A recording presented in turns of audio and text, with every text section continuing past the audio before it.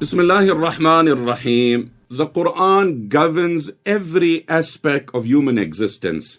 The knowledge is there. وَلَكِنْ تَقَاصَرَتْ عَنْهُ أَفْهَامُ النَّاسِ. Human intellect is evolving gradually to tap into the beauty of the Quran. So addressing the aspect of etiquettes, morals and values, I share with you a profound reflection from Juz 30, Chapter 88, Al-Ghashiyah, the overwhelming event, verse 14. But before we look at verse 14, let's just look at two verses prior to that. So Allah is describing Jannah. Allah says, Fiha aynun jariyah. In Jannah there is this flowing spring. Verse 13, Allah subhanahu wa ta'ala says, Fiha sururum marfu'a. And there are these elevated couches.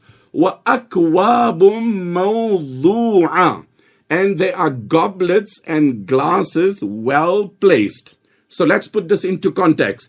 Allah speaks about the fact that there is a spring, and that is the beautiful spring of Jannah. Aynan tusamma fiha salsabila. There is the spring of salsabil. There is the spring of tasneem, etc., etc. But in that discussion, Allah says akwab. Akwab is the plural of the word kub, which means glass, utensil, goblet. Mawdu'a, well placed. Under this ayah in Ma'ariful Quran, Mufti Shafi' rahimahullah says that this ayah opens up the discussion of the etiquettes of social conduct. That if you offer in someone water, make sure there is a glass next to it. And he says we can broaden the implications. If somebody is using the bathroom, make sure there is a towel there.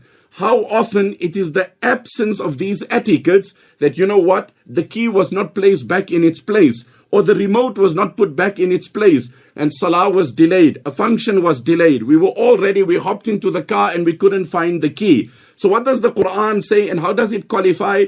Akwabum mawdu'a.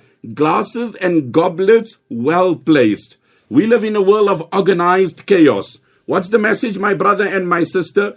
Put everything in its rightful place, and that's an etiquette we learn from chapter 88. The beauty of the Quran indeed.